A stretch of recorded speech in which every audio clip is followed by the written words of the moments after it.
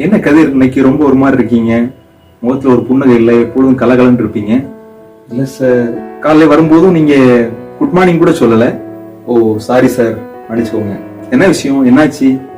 மனசு கொஞ்சம் சரியில்லை சார். வீட்டுல கொஞ்சம் சின்ன பிரச்சனை சார். பிரச்சனையா? என்ன பிரச்சனை அப்படி? இல்ல சார், அவளுக்கு வாய் கொஞ்சம் நீளம். வாய் நீளமா? என்ன ஒரு 15 சென்டிமீட்டர் நீளம் இருக்குமா? என்ன போட்டோ பார்க்காமலா நீங்க கல்யாணம் முடிச்சீங்க? அந்த நீளத்தை சொல்ல சார், ரொம்ப அவ வாய் பேசுறா, டார்ச்சர் தாங்க முடியல. ஓஹோ அப்படியா? வாய் அதிகமா பேசுவாங்களா? அப்படி பார்த்தா என் மனைவிக்கு எவ்வளவு நீளம்னு எக்ஸ்பிளைன் பண்ணவே முடியாது.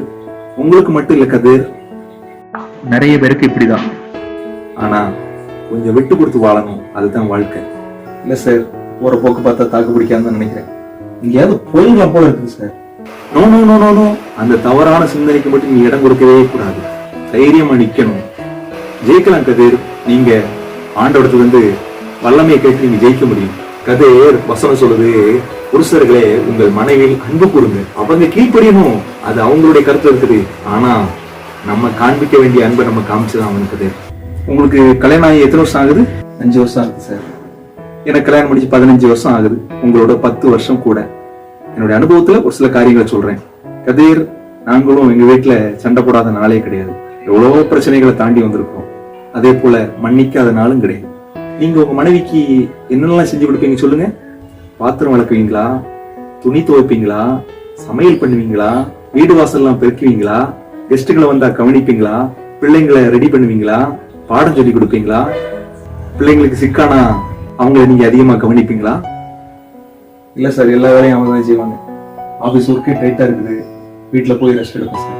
பாத்தீங்களா, இது எல்லாமே அவங்க தான் செய்யறாங்க. நாமளும் கூட மாட கொஞ்சம் ஹெல்ப் பண்ணி அவங்களுடைய பாரத்தை நாம சுமக்க வேண்டியது இருக்குது. ஆமா சார், புரியுது. இதே பிரச்சனை தான் என்னுடைய வாழ்க்கையில் இருந்துச்சு. ஆனா நானும் என்னைய கொஞ்சம் மாத்திக்க ஆரம்பிச்சிட்டேன்.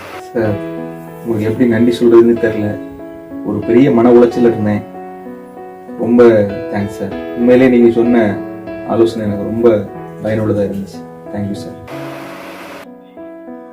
காலையில் எழுந்து உணவு சமைத்தாயா? பாத்திரம் துலக்கினாயா? வீட்டை கூட்டினாயா? அல்லது பிள்ளைகளுக்கு பாடம் தான் சொல்லி கொடுத்தாயா? உனக்கு ஏன் வருகிறது இந்த கோபம்? நீங்க ஏன் சிரிக்கிறீங்க கதிர்? இல்ல சார், நீங்க பேசுனதெல்லாம் வீரபாண்டிய கட்டபொம்மன் பேசுற மாதிரி கற்பனை பண்ணி பார்த்தேன். ஓ அப்படியா? சரி சரி, நீங்க சந்தோஷமா இருந்தா நல்லதுதான். Thank you sir.